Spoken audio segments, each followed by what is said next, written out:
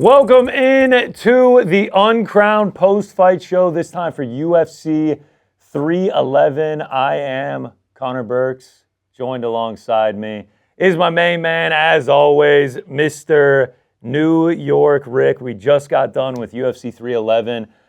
Islam Makhachev finishes Renato Moicano in the very first round.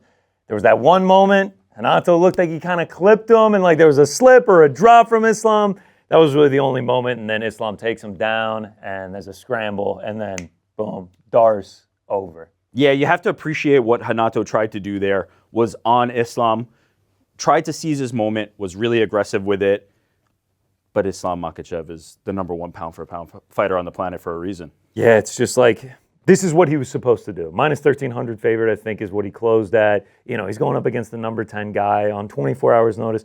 That's what you're supposed to do, but a lot of the times, especially in a sport of mixed martial arts, what you're supposed to do doesn't always happen. Yeah, and you have to wonder if that was Arman Tsarukyan, what does that fight look like? But that will be for another day. That will be for another day.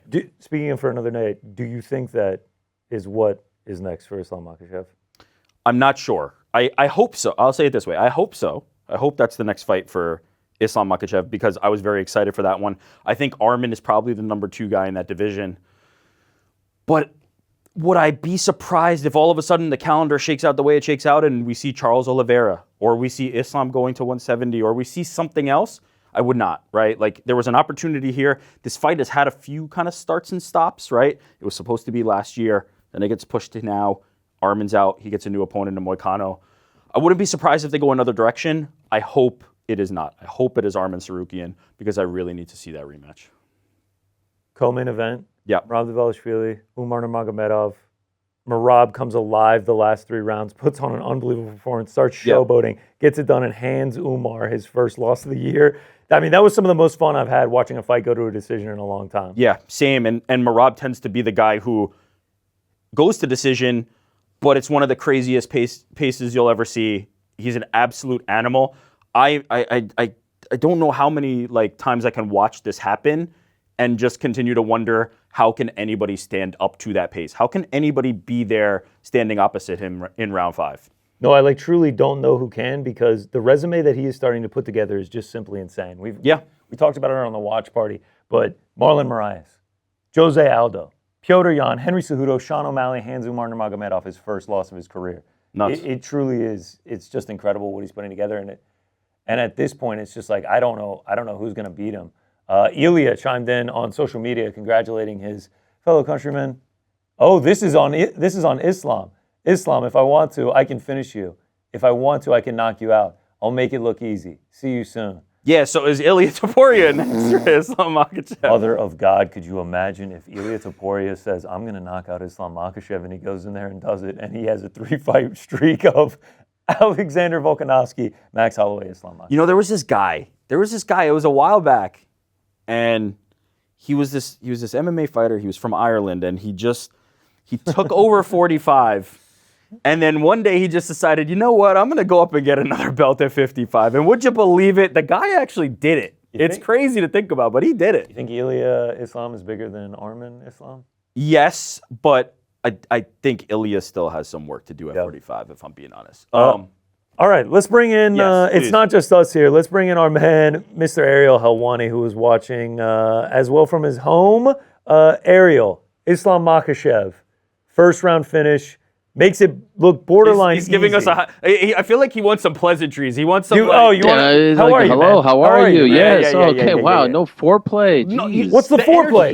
What's the foreplay? Hi, how are you? Hey, how you doing, man? What a night. It's a great time to be here. You guys had a great time. Okay. You guys did an incredible job. Everyone's doing good. Can I break the fourth wall? You're like, treat it like an interview. You know, toss me, No, I mean, questions. yes, obviously treat it like an interview, but we got to welcome him in. Yes, you welcome him in. Ariel, it's so good to see you. Thank you for joining us. I'm sweating. Look at me. I'm sweating because of what we just witnessed. That was incredible stuff. I thoroughly enjoyed that card. A card that was, a hit, snake bit at the 11th hour. And what about the star of the show, the MVP of the event? If we're handing out MVP awards, The Intuit Dome. Yes, I was going to say. I was going to say, please give credit to that arena. It's unbelievable. The Intuit Dome is an unbelievable facility. Not even when WWE held Raw there like 10 days ago or so, whatever it was, 14 days ago, they used like 1/4 of it. Yeah. That was unbelievable. That's like a mini Sphere. You don't need to go to the Sphere. I was thinking that is an unbelievable. It's not quite the world's most famous arena, Madison Square Garden, but in terms of like the bells and whistles, I've never seen anything like that. I've never seen anything like what we just saw tonight. We were actually saying, because we didn't have the expectations of the Sphere, like the Sphere goals were just like so high and so lofty. Because we didn't have those expectations, it was like, yo, this place is incredible. Like they need to go there every time they go to LA. I mean, if I'm crypto, if I'm O'Shea Jackson, if I'm Lakers fans. No, by the way, this is what we thought Barclays Center was going to be. Yes, 100%. When they introduced it to New York and everyone was like, uh-oh, MSG is in trouble. MSG obviously not in trouble. This facility, this arena might be the most impressive arena in North America or even in the world. That was incredible stuff. So shout out to the Intuit Dome, just absolutely beautiful.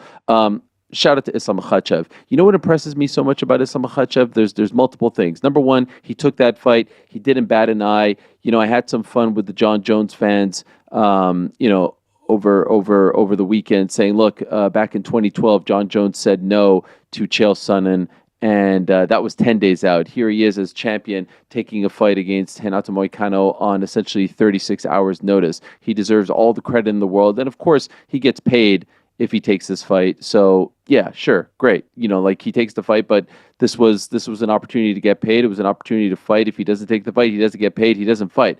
So that impresses me. Number two, the guy finishes fights. 8 of his last 9 fights have been finished. He doesn't just go out there and dominate. He has a different style, a more aggressive style, I think, than Khabib. He actually goes out there and finishes fights. He is so much fun to watch because the second he slapped that Darce choke on, it's like old school pro wrestling. Like he's like an anaconda. You just knew that the fight was going to be over. Back-to-back Darce choke wins. The previous fight against Dustin Poirier in June in Newark wins via the same move. Obviously, it took him a little longer to get there. And by the way, the only decision win of his last 9 fights was the Alexander Volkanovski fight of the year, unbelievable back and forth, war that we all remember and think of so fondly. So he's an incredible fighter. He steps up. He takes all comers. Very fun. He did what he had to do against the short notice replacement. But I do feel like I agree with you guys. Arman Tsarukyan should be next, and I do think that the Arman Tsarukyan fight would have been a lot more competitive. Does he ultimately win? Who knows? But I thought that fight was going 5 rounds, and I thought Arman had a very good chance in that fight. So to me, there's no real debate to be had as far as what is next. God bless Renato Moicano for stepping up. He is so much fun. A tale of 2 nights for him. If he fights Dariush, I think he wins that fight via TKO in the first or second round. He steps up. He dares to dream. He dreams big. He takes this fight. No knock on him. Dusts himself off. He's right back in the mix, and in fact, probably gets the rub as a result of this. But Islam versus Arman is the fight that has to happen. And hopefully we get to see it. We don't need to see it in the next few months. You guys mentioned Abu Dhabi. It could even be that far away. It could be maybe around International Fight Week. But that, to me, is the fight that I need to see next. You mentioned like how he finishes fights, how funny he is, how aggressive he is. Like if you go back through this 8 of last 9 finishing streak, and obviously you mentioned the Volk thing, the way he's getting it done, back-to-back Darce, and then head kick and hammer fist against Volk. He arm triangle chokes Charles Oliveira. He ground and pounds Bobby Green. He Kimuras Dan Hooker. He rear naked chokes Thiago Moises. And he arm triangle choke from half guard Drew Dober. Like the variety of finishes, the complete game, the way that he can finish you is truly astounding. Like I really believe we're watching the pound for pound number 1 guy in the world every time he steps in the octagon. It's incredible. I love that you said that. Go ahead, Ariel.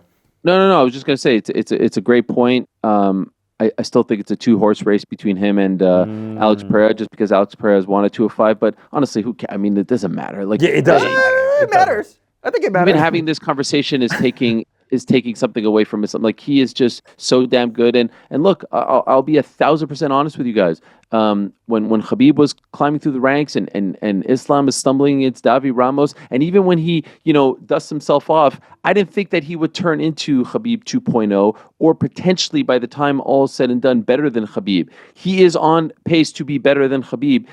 A, because of his longevity, he's not going away anytime soon, but because he's doing things like this against the best in the division. And it's not his fault that Arman Tsarukyan got hurt. He's fighting whoever is being presented to him. Even when Rogan asks him who's next, he says, I'm the champ, I don't decide, bring him on. And so by the time it's all said and done, you can hang the Ramos, slip up over his head, but the resume might end up being better than Khabib's, and that was not something that I thought was going to happen back in 2015, 2016. Yeah, go ahead. I was just going to say, he just set the record for most consecutive lightweight title defenses. It really is incredible what he's able to put together. Yeah, and in setting that, is it crazy to say that I think he's already better than Khabib? That I think that the variety of finishes that he's been able to string together, that I think that the number of title defenses, that I think the ability to be both a striker and a grappler as needed. Let's call it what it is. He's standing there and trading punches with Dustin Poirier. It's not a grappling match, and he's doing just as good as anybody's ever done. And when it finally does hit the ground, he's able to snatch up the choke. For my money, sitting here today, I think he's the best lightweight who's ever lived. Oh man, this is tough, and obviously that means a lot coming from a lifelong BJ Penn fan who, when he was at the top of the lightweight division, I thought that he was the best pound for pound fighter in the world for a brief moment there. So I don't know. And quite frankly, I don't even want to get into the weeds with all of this. You guys are talking about 170. I'm way more interested in Ilya versus him as opposed to him at 170. Now, I don't think that's necessarily fair to Islam because he's already fought the 145 guy. And so he should have the opportunity to go up to 170. And I do think him versus Bilal would be a very competitive fight. And it's a fight that we're never going to see because they're friends and training partners. But let's see what happens against Shavkat. He deserves that opportunity as well. But to me, the Ilya fight is a lot more interesting right now. Point is, that's not the fight that should happen next. It should be Arman, and I do think Arman has a solid chance against him. But there's clearly a pecking order at 155, and Moicano got a lot of credit for taking the fight on short notice. Islam deserves that credit as well. He didn't have to take the fight, and he went out there and didn't even sort of entertain the thought of giving this man some hope. There was that brief moment there, which ended up being a slip. They showed it on the broadcast. He didn't allow him to believe. There's I saw some people saying he looked nervous or he looked tentative. I didn't get that sense. He just went out there to say I'm not even going to give you a chance. I'm not even going to give you a glimmer of hope. It's supremely impressive. It's fun to watch. He finishes fights and he just saw his teammate lose in devastating fashion in the co-main event. The guy's unflappable. Goes out there, does the job, says all the right things, doesn't bat an eye. On to the next. I just want to throw one thing out there for food for thought. And the Adriano Martins loss feels like a lifetime ago, right? But when you're comparing I said Davi Ramos. Why did I say? I always mix up Davi Ramos and Adriano Martins for some reason. Why did I say that? Adesanya and Pereira are always oh yeah, he's gonna be in a bar one day being I'd be if you're Adriano Martinez, you're just I'm pulling up the highlights. Yeah, dude, I beat this guy. I knocked him out flat, man. Yeah, that 27-1, I'm that one. But I say that to say, that feels like a lifetime ago, but that is the thing, right? That is the differentiating factor. When you look at Khabib, you go 29-0. That is the big, bright, bold thing. It's the same with Mayweather, right? 50-0. He has it. To me, one way that you can counter that, you can differentiate yourself, is that second title. And if Islam does not get that opportunity, if Islam ends up never getting that, I would feel like we got shortchanged because I do think that would be something that would allow him to separate from the pack. I love look, Ilia Topuria challenging for lightweight gold sounds great, but I do feel like I need to see Islam do that. And I think he's earned that because he has 100%. Already taken 2 against Volk. No, you're 100% right. That should happen before Ilya gets a shot at him. I'm just saying the fight that interests me more, the sexier fight, is Ilya versus him, as opposed bigger to names, him versus Bilal or 100%. him versus Shavkat. But he has earned that. First things first, though, it has to be Arman. Arman has to be at some point. No chance for Charles. Could it be Charles? Arman beat him. And I know he just got hurt, but like Arman beat him. Right. Like I think it would have to be a circumstantial thing for Charles to get it over Arman. And I mean, it's all a subject of the schedule. Unfortunately, like it's just one of those weird ones. I think we're all on the same page though. Arman versus Islam is the most compelling. That is the one we want to see. We didn't get it tonight, but hopefully we get it next. I do also want to mention that Adriano Martins beat Donovan Desme back in March of 2024. So he's still active in Kong's FC2. So are we going rematch? Adriano Martins? They sign him. I mean, we got to avenge the loss, Islam. Come on. I mean, he was supposed to fight Damir Ismagulov at Alash Pride 100. That's a great fight. Shout out to Damir. I love to hear that he's still out there kicking. Yeah, that fight got canceled. And then he was supposed to fight Alexander Saranovsky on December 27, 2024, and that fight got canceled at AMC Fight Nights 126. I was actually reading Caposta's live blog of that one on X, and it was a late scratch. So they're pulling out because they know what that guy did to Islam. I mean, look, I wouldn't want to step in there either. Can we just talk about the list of places Martins has signed to fight over the last few weeks or years? AMC Fight Nights 126, Alash Pride 100, Kong's FC2, Copa Norte de MMA 2021 Finals. Oh, there's a little gap there. Future FC 10, Shooter Brazil, Fight Nights Global, and then UFC. Jeez Louise. Of all of those, all over the place. Of all of those different ones, how many times do you think in the pre-fight promo they called Islam Makhachev? Davi Ramos? No, not called him Davi Ramos. How many times it's only this is the man. Only man to beat Islam Makhachev. That's what I'd put on my grave if I was him. I'm the one to beat Islam Makhachev. All right, so we're all in agreement. Unbelievable performance. Like he did what he was supposed to do. We think that the Arman fight should be next. The co-main event tonight, Ariel. Merab Dvalishvili, close first 2 rounds, and then he just starts pouring it on in 3, 4, and 5. And in my opinion, they were definitive and had him retain the belt. What he's putting together, this resume is starting to really become insane by Merab Dvalishvili. What did you make of his performance tonight? Giving Umar his first loss, just insane. I don't know if I'm going to be able to go to bed tonight after witnessing that. It was unbelievable, truly, on so many different levels. Number one, we've been talking about it ad nauseum. Merab Dvalishvili was emotional. He was bothered. He was upset. He was pissed off. Chuck Minanol wrote this great piece about him. He was still harping on it like 10 days before the fight. Seemed to have calmed down this week, which was a good sign. But I had it 20-18 for Umar Nurmagomedov going to the third, which differs from both of your scorecards. I believe you both had it for Merab, at least the first and the second? No, we had the first. We had 19-19 going into round 3. All right, but I had a 2-0 Umar going into and 2 judges did as well. The third, yes. And then 1 judge, we're looking at it right now. And so I was very curious to hear, or at least to see how this would play out. By the way, had heard that he had someone close to Merab told me that regular people would have probably had their leg amputated if they had to deal with the staph infection that he had on his leg. And he was just like taping it up and going to practice. Also doing 10 rounds, as John Wood told you, by the way. Right. Also, as he alluded to, a very, very serious back injury. And so perhaps that's why he wanted a little bit more time, in addition to the fact that he thought Umar didn't deserve the title shot. Nevertheless, here he is. What an entrance. He's coming across like a superstar. And I'll be honest as well. I was worried for him. I was worried that if he lost this fight, UFC's never going to give him another title shot. Maybe they don't think he's marketable. Maybe they think he's a pain in the ass. Maybe they don't like the videos. Maybe they didn't like the fact that he gave him a hard time with this fight. This was do or die for Merab.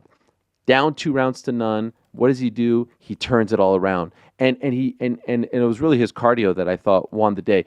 He goes for 30 takedowns in this fight. He lands 7 of them. He beats GSP's record, most takedowns landed in UFC history. Umar said that wasn't going to happen, and he just kept on coming, and it was very clear that Umar was getting tired. Now, we find out afterwards, he said it, a picture is posted online, he broke his hand, and, that shit happens, and it's bad luck for him. He looked great in those first 2 rounds, but Merab's a champion. Merab has won 12 in a row.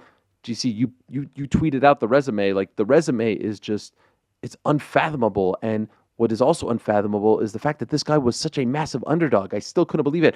It only occurred to me while we were talking to John Wood on Tuesday. I wrote to you guys in the middle of the interview. I was like, what's the line in this fight? Thinking that it would be, maybe like minus 180 for Merab, minus 150 or plus 150, like a pick'em. I couldn't believe that he was this big of an underdog. And I don't know if it was the name. Like, what has Umar done and against two to suggest that he would just be that big of a favorite going up against Merab Dvalishvili, who has shown so few holes in his game against the very best bantamweights of all time? It's a who's who. It's a murderer's row. And so, he proved his point. He made a statement. Incredible comeback win. He may have had the fight of the year. He may be the fighter of the year, as was my prediction. May have had the promo of the year afterwards as well. That was just a virtuoso performance, and I'm very happy that afterwards he got this massive ovation from everyone, and I'm very happy that Dana White himself gave him, all his praise. You could see that he was loving it and shaking his hand and all that stuff. And I hope people start to appreciate Merab because he's a very likable guy, easy to root for, and he's an incredible fighter. Maybe he doesn't get the finishes that Islam does, but how do you not watch that fight in 25 minutes? Like, if you have a friend who's on the fence about MMA, just watch this for 25 minutes. This is the best of MMA. This is the best of athleticism. To have that kind of pace and cardio and a well-rounded skill set, I enjoyed every second of that. Both guys should be commended. I saw some people saying immediate rematch. I do not agree with that. I mean, he lost the fight fair and square. He needs a couple of wins. I'd love to see it down the line, but immediate, no, that's crazy. A few things of what you said. I tweeted out the resume, the last 6 fights for him, which is just an unreal run that he's been on. And I actually do think he is starting to get more respect. I'm starting to see a lot of people, responding with like, this is a bantamweight GOAT run, like he's putting together an all-time run at 135. I feel like people are starting to respect him more. And I think like a bit of the showboating and the fun and just the dominance that he has, people are starting to become more and more fans of him, especially the social media presence and everything like that. The second thing, the line. I couldn't agree with you more, man. From the day that they dropped the line, I want to say he opened as like a plus 170. We were like, this is off. I will be betting on Merab Dvalishvili. You cannot give me a guy on an 11-fight win streak who's beaten the best of this division against a guy who has one top 10 win. Name aside, undefeated record aside, I'm going to take that any day of the week. It ballooned all the way up to like plus 280, plus 290 on some sites. Just purely disrespectful. And then lastly, and kind of what I wanted to ask you guys, through the first 2 rounds, how one of you scored it 2018 for Umar, and we both had it 19-19. And I kept saying, as we were watching it live, I was like, man, it feels like Umar is up to the task of solving the puzzle of Dvalishvili. Kind of had him on the back foot. He wasn't applying the pressure. And just to see Merab come alive like that in the last 3 rounds, just the championship medal that he showed through 3, 4, and 5, and like the showboating turns on, and he just completely turned the tides and made it definitive to retain his belt. To me, it just showed like who is going to be able to beat this guy at 135. It's just incredible. I think everyone thought that Umar would be the guy, like despite the fact that he didn't have the resume, or despite the fact that he didn't have, maybe the longevity in the UFC. They thought that he would be that guy. And look, it's not easy to win 2 rounds against Merab Dvalishvili. Most people don't win 1 round. Most people don't have that kind of success. Most people don't land a single takedown. I believe he landed 2 of 15. So there's something to be said for that. And he is very young, and he will be back. And he probably was pushed a lot. Just ask Bilal Muhammad or Merab himself. Like, compare their resumes and how long it took for them to get title shots. But you saw Sean O'Malley there, and they're very confident that this fight goes a lot different the next time around. You look at the rankings, and you just go down the line. Petr Yan is out there. We saw that fight. It was very one-sided. He said he was hurt. Corey Sandhagen out there needs to get back on track. Figueiredo needs to get back on track. Marlon Vera seems far from that title picture. Cejudo's fighting against Song Yadong. Saw it already. I don't know. I mean, it might just. It seems like it's going to be Sean O'Malley. What's your level of interest in Sean O'Malley versus Merab at this point, guys? What do you think? Do you think that it's a sellable fight?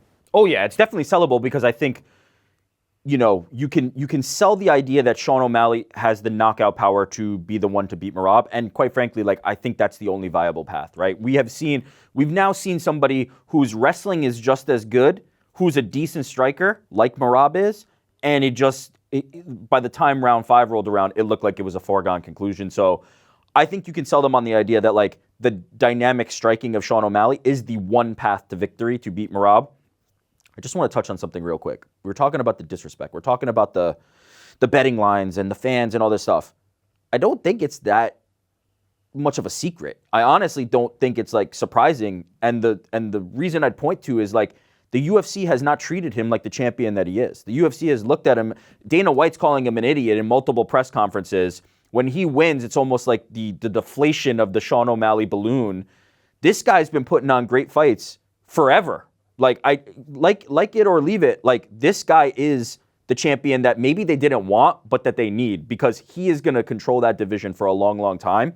And he's absolutely incredible. He's a showman. I don't care that he's going to decision, because he's doing shit like he did tonight that should get fans on his side, and then cutting incredible promos. He's got all the passion in the world. It's about time that he gets some respect that he deserves. And I think tonight can be a turning point. I hope Dana White goes out there and says something quite nice about Merab Dvalishvili. To the point you made, Ariel, it sounds like he was injured and he could have been the one to pull out of a fight, but never did, because he's so motivated to be that champion and to defend against all comers. He didn't think Umar deserved this fight. What more could you ask for from a champion that Merab doesn't have? And so I think it's time that he earned this respect. But I'm not surprised that he's been disrespected this far, because he's been disrespected by the UFC, if I'm being quite honest. Yeah, no, 100%. And I heard that the road to making this fight was not a very pleasant one, and not a very, I don't know, just not one that, that, to your point, Merab was very happy with. He will be happy to know that he won the Fight of the Night award. Also, Jiri Prochazka and Jalton Almeida won performances of the night bonuses. So that's obviously going to make him a little happier. And it seemed like afterwards, Dana and him had a nice little moment there, and he told him to go talk to Joe Rogan. So, I mean, how could you not be happy? He's so likable, and he's so promotable, and especially being such a big star over there in Georgia. Not to bounce around, but there's just a couple of interesting things that's going on right now during the press conference. Number one, Dana White has proclaimed that his number one pound-for-pound fighter is now Islam Makhachev. So congratulations to him, and commiserations to one John Jones. But more interesting than that, in my opinion, is the fact that he has said to the media at the post-fight press conference that Arman Tsarukyan is not going to get the next title shot, and that he has to go back to the drawing board. What? And that would only suggest that they are very mad at him, and are, for lack of a better word, punishing him for having to pull out. And that's tough. And, I was reminded, Karo Parisian, who was going to be the first Armenian fighter to fight for the belt, never got that title shot because he got injured, not the night before, but very close to a title fight. And here was Arman Tsarukyan many, many, many moons later about to fight for the belt, and he loses it. I pray for his sake that he doesn't end up like Karo, never getting to fight for a UFC title because of some freak injury. I saw those videos of people saying, "Oh, it happened here." We don't know anything. Yeah. By the way, at the press conference, he was like the biggest star of the whole damn show, because everyone, there's so many Armenians in Los Angeles. That would be a bummer. And Charles Oliveira is back there, by the way, saying that he is next. So how would you feel about that? I'm fine with that. If I'm being honest, like, next man up. Look, I don't like the politics of this. I don't like the idea that like Arman's losing his shot because he had to pull out of a fight because he was injured. Like that should be no stain on his record, right? Like I'll put it this way. If you're gonna fight Islam Makhachev, you should be at the absolute peak of your skills. You should be 105%, because that is the number one pound-for-pound fighter on the planet, and you should not take that opportunity compromise. For the UFC to hold it against him, I don't love that. If you tell me that due to circumstances, Charles Oliveira is the one to get the shot, I'm not looking at this from the who does not get the shot perspective. From the getting a shot perspective, Charles was in the position to get this title shot against Islam, got the cut, and then it ended up being Volk. He was in the same spot that Arman was, and he did not get the title shot next. He got the Arman fight. So ultimately, like, these days in the UFC, all this stuff is kind of on the table. There is no guarantee anymore. If you don't take the opportunity when it comes, there really is no guarantee. I'm okay ultimately with a Charles shot. I would prefer Arman, and I do not think under any circumstances he should be penalized for not wanting to be compromised in a fight against the number 1 pound-for-pound fighter. You know what? That's actually a great point by you, Rick. I didn't even think of the Charles Oliveira being in the exact same situation, getting the cut and then not getting the title fight, and then had to fight Arman Tsarukyan. Yeah, it's a great point. That makes me more okay with it now that I think about it. Yeah, that did suck for him. There's no doubt about that. The difference. It sucked. Here's the exact same position. Here's the difference. Yeah. Dana White's not coming out and saying, we will never give Charles a shot. He's not getting the next shot. He's not burying Charles Oliveira. Charles got a cut, and it moved on from there. This feels personal. This feels like, hey, we don't like that he did this, and I'm going to make a point here. I don't like that, but I am ultimately okay if Charles Oliveira gets the next shot. I was going to say, it almost feels like the quote, like, he's going to have to go back to the drawing board. I don't want anyone to ever fight hurt ever. We've been in these What's the drawing board? Explain that to me. We went down with the doctor. So, like, is he saying, like, he was hurt and he just took it all the way to the last minute to pull out? I don't know.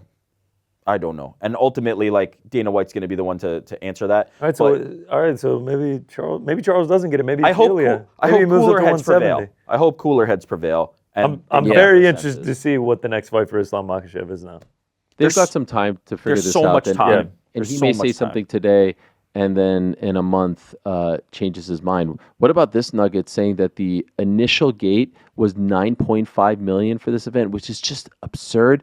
And then after the main event changed, it shot up to 10.2, which is wild on two fronts. Number one, the popular Armenian pulled out, and then number two, it somehow goes up when Moicano comes in. Like, okay, so what is that math? I'm not good. Is that 700,000, right? Sorry, what were the numbers you said? 9.5 to 10.2. That's 700,000, yeah? Yeah. I mean, crazy thought, but should Moicano get some of that? Yeah. Moicano? No? Moicano wants money. Moicano wants money. Yeah, unfortunately. Some percentage of it. Silly. Silly with this Arman stuff. But there's so much time between now and then. Again, and I continue to say this about the UFC thing. It's all calendar. It's all calendar now. Who's giving them a site fee? Where are they? Who can they headline with? Let's say Islam doesn't fight till October, right? What if Charles isn't available October? Then it's going to be Arman. That's the craziest part. What does the landscape of the UFC look like by the time October rolls around? There's just no telling. You can't make statements like this now. It's too soon. Okay, so we're gonna obviously talk. We're gonna have like a day and a half or so to digest all of this. Monday will come in. We'll all be happy. The Bills will be going to the AFC Championship game. So let's save all of that talk for later. Can we please? I loved seeing two things I loved about tonight. About this point, many things I loved about tonight. Your reaction to Jiri Prochazka's win. GC's in particular, especially Andy going to the security cam shot there, getting the full scope of everything, the multiple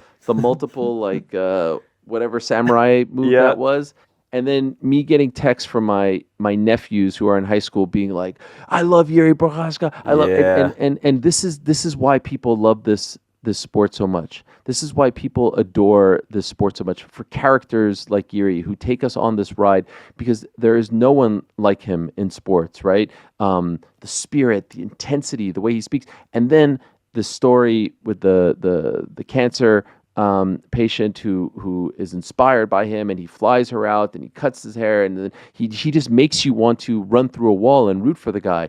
And what a freaking fight. We all thought that fight was going to be bananas. We thought it was going to be wacky. Everything from the walkout, them staring at each other, and you're seeing the moment here at the weigh-ins. This is the young woman, Ashley, who we spoke to him about when that Reddit thread popped up the morning that he was on the show, which was fortuitous for us being able to get it over to him, and we were able to connect with her. And I'm not suggesting that we had anything to do with it, but Rick did a tremendous job in connecting with her and getting her email and then sending it over to Jiri. But according to his manager, Tim Simpson, the wheels were already in motion and they were going to make it happen. But just so happy to see all of that. And remember when he was in studio talking about the hair and how much the hair means to him? It's an antenna. For him to cut that off before a fight on fight week is a pretty massive deal. And then he goes out there and the walkout, and he's staring, and they're staring at each other, and the first round is insane, and the second round is insane. I had a 1-1 going into the third, and then he stops Jamahal Hill in the third, he puts his hands up a little more than usual.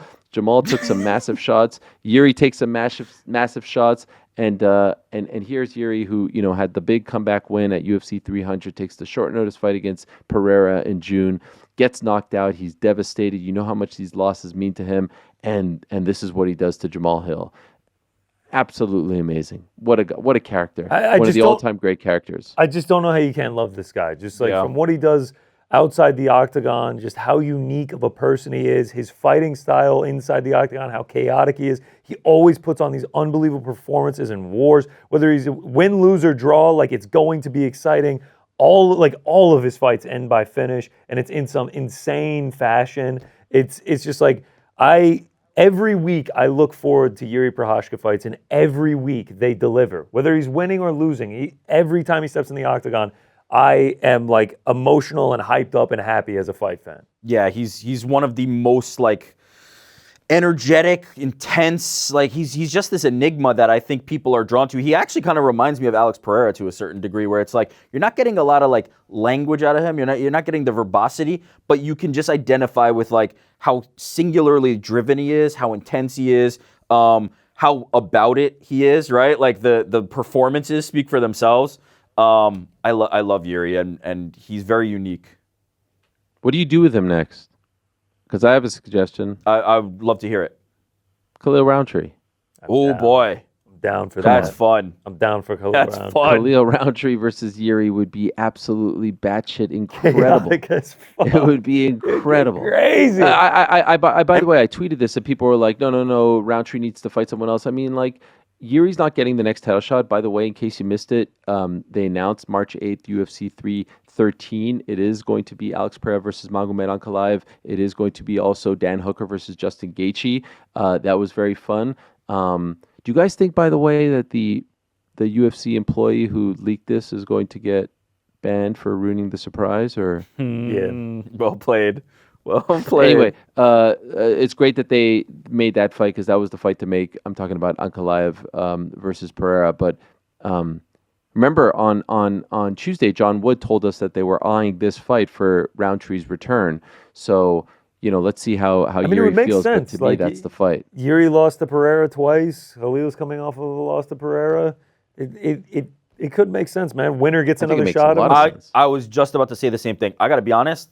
I'd watch a third Jiri and Alex fight. If he can get past Roundtree, I'm watching that again. If Roundtree can get past Jiri, I'm watching that again. I'm down. That feels like a rightful kind of number one contender after Magomed gets a shot if Alex can get past him. And if Magomed wins, like I don't think Jiri is out of the question for the next title shot. I think that's possible. Did you see when they announced Alex versus Magomed, and then they cut to Jiri, and it's just Jiri and Plinio just like grooving to Tupac? Like, these guys are just fucking loving life. Do you see them like wearing their zip-ups? Alex and Plinio, yeah. What did I say? Jiri and Plinio? Oh, yeah, sorry. That'd be a fucking scene, too. Jiri and Plinio getting together. Well, actually, I was thinking of that because there was a video that emerged afterwards of Alex doing an interview in the back, and Jiri standing there just staring a hole through his chest in the back after the fight. So yes, I would love to see that too, but I don't think it's obviously not happening next. And then who knows, you'll have, if Alex beats Magomed, and by the way, I saw some early lines. Did you see this? No. Alex underdog. Alex underdog. I have seen this. Not shocking to me. I think people are overestimating what Magomed is going to do to him. All right, you want me to be honest? It's kind of the same way as Merab. You giving me plus money on Alex Pereira, I'm probably going to take it. Yes. Probably going to take it, especially with a guy who is coming out there saying that he's not going to take him down and he's going to stand and strike with him, because that is usually the worst plan of action you can take against Alex Pereira. This idea that like Magomed is this like double leg chasing like dude shooting for takedowns for his life. He's not that guy. He is not that guy. Honestly, is it possible that because he's of a region that 100%. Is dominated by wrestlers, people are just equating him with that? Is that what's happening? I think that's it, yeah. I think that's exactly it. It's a wild thing. It took a long time. Just going to say, it took a long time for Islam not to be seen as like, he's just Habib. He's not anything like Habib. But because of the association, because of the region that he's from, it feels like everybody's Khabib. They're not. He's just not. We'll have plenty of time to run through all of this on Monday, so I don't want to do it twice essentially. But let's quickly just run down and share some quick thoughts on some of the other fights. Our boy Action Bronson was locked in on Sergey Spivak versus Jailton Almeida, and he was freaking out early on. I was going to say he had some moments. He had some moments. Yeah, he was freaking out when the polar bear was looking good. He said he got too cute. That was his assessment. Yeah. He said Spivak got too cute. Spivak can take that one to the bank, bring that into the lab, and he'll be back. Man. He was looking good. That would have been a great shout. What was it, like a plus 750 or something? Nah, he was like plus 350. Half of our legs hit. Merab and Jiri. Damn. Anyway, Jailton Almeida with the first round stoppage. Just what the doctor ordered for him. Yeah, tremendous win. What about RDR? RDR looked great. Rainier de Ritter. I think I finally got it right. I actually had to spell it out. Just absolutely dominated Kevin Holland. I think this is what we were expecting from him in his debut against Gerald Meerschaert. He looked great, and Kevin Holland did not look good.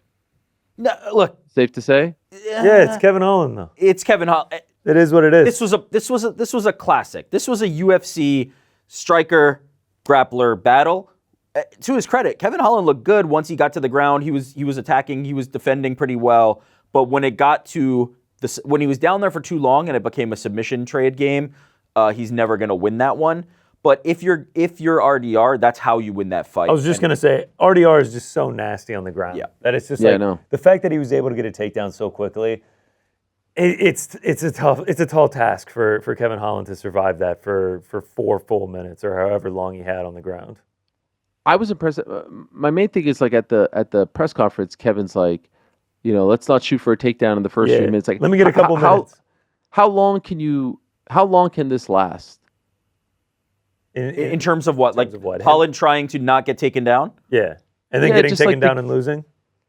I like the gimmick of like, I'm going to beat everyone, and then it just, I don't know. It feels like it falls a little flat. Here's my question. Why does the UFC keep matching him up with people who are going to grapple him? Give this man a striker and just let him strike. Just let him have some fun out there. Let him strike. Right? Like, but this is not what I come to see Kevin Holland do. Yeah, let him strike. Yeah. Okay, so there was the Dolidze fight prior. That was a weird one. But then Michael Page, Jack Della Maddalena, like these guys. Yeah. Give me more of those. Right. Anyway, great win for RDR. Ronnie Barcelos. Holy shit. Can we talk about it, man? Maybe the upset of the year. Like this could be the upset of the year from a gambling standpoint, right? Yeah, like a plus 750. Plus 750. Yeah, I saw some books that had Payton Talbott closing at like minus 1300. Like on the odds, it was almost like the equivalent of if Renato Moicano had upset Islam Makhachev. Yeah. On the odds. It was so my wife is on a ski trip with these parents in our school. I got out of it to be here to do this and to watch in peace. And they happened to call me. Yes, I'm absolutely devastated. And they happened to call me right before this fight was going to start. So I said, "You got to put on." They were watching the Commanders Lions game. You got to put on ESPN News. This guy's incredible. He's the future. This and that.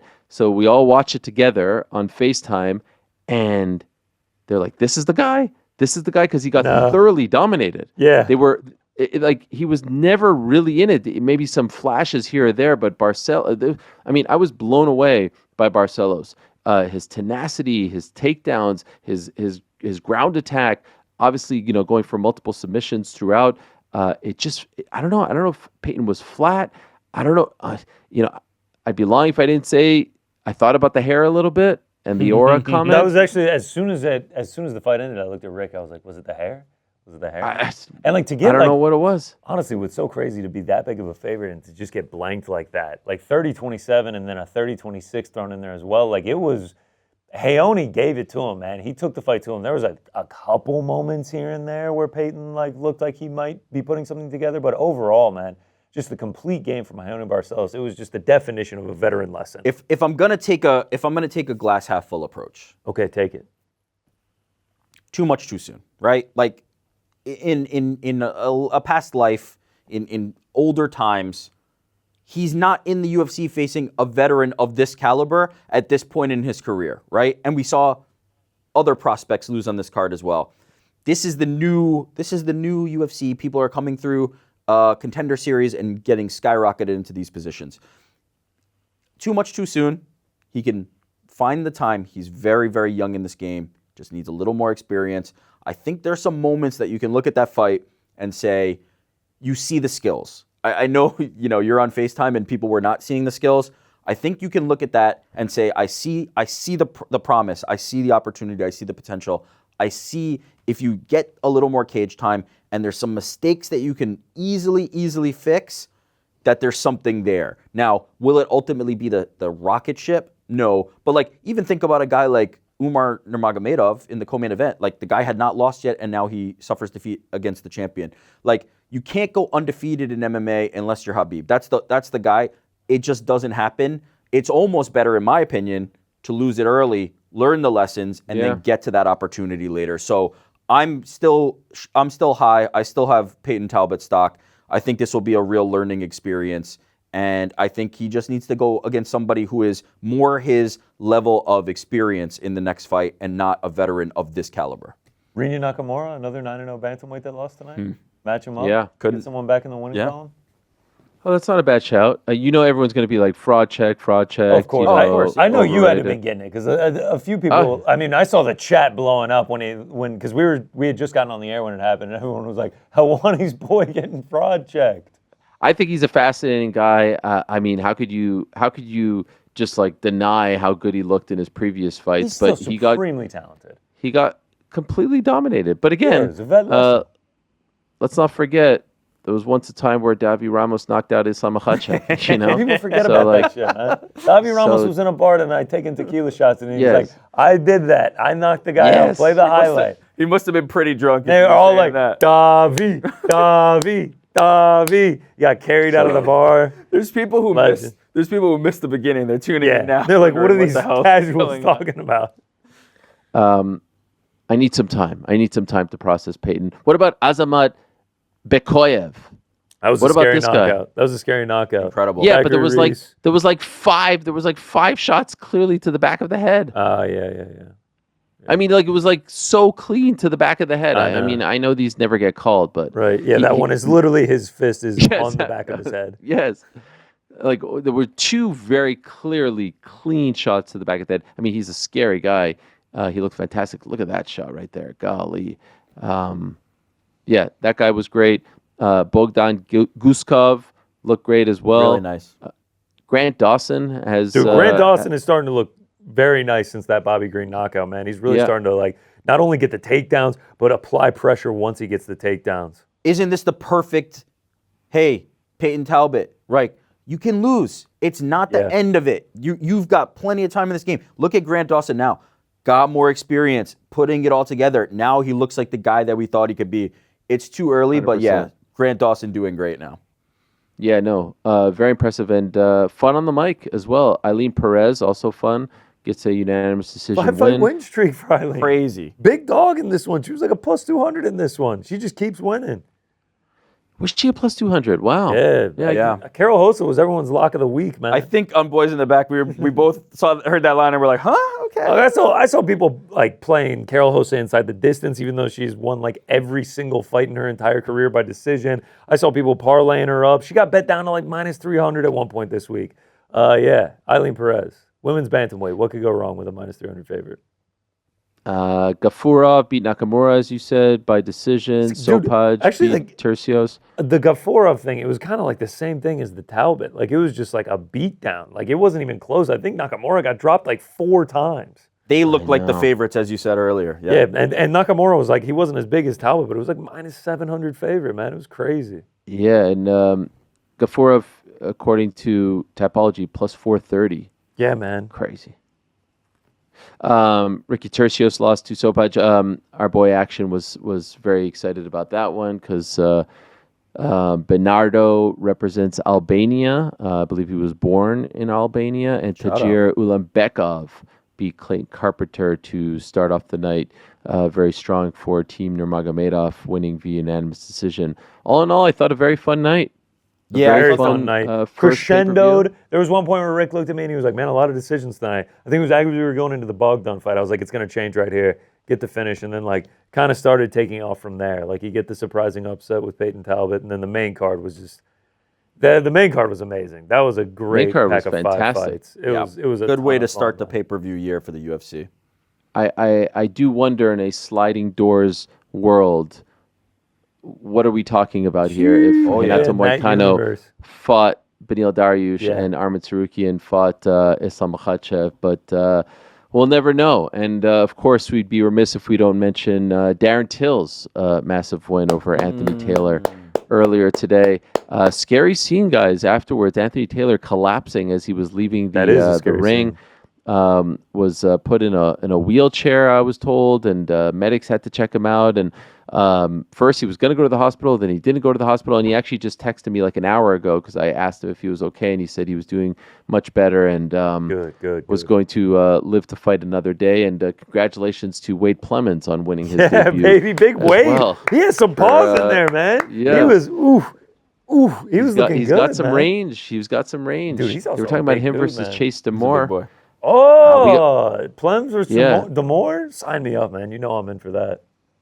And of course, we are all in for KSI versus the footballer guy. Yeah, as they say, we will be there no matter what. That's a banger for sure. That's the one for me. Yep. Yeah, you said it right. It's 2.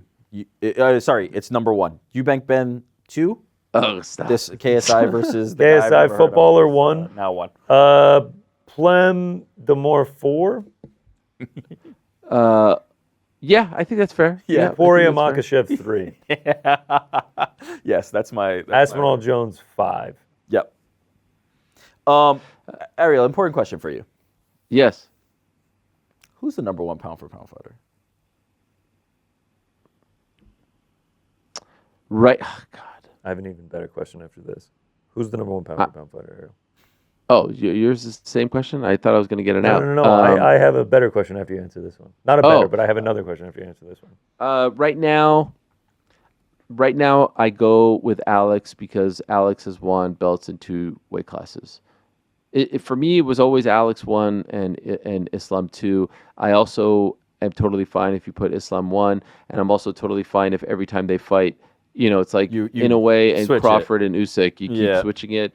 But because he has won belts in 2 different weight classes in the UFC, I lean towards that. There is no wrong answer. There is no right answer. Okay. But gun to my head, yes. So you say Pereira and then Islam. Where do you rank Merab Dvalishvili? We talk about how insane the resume is at this point. Where do we rank him pound for pound? You know what? That's actually an even better question. Thank you. That is the one. I appreciate it.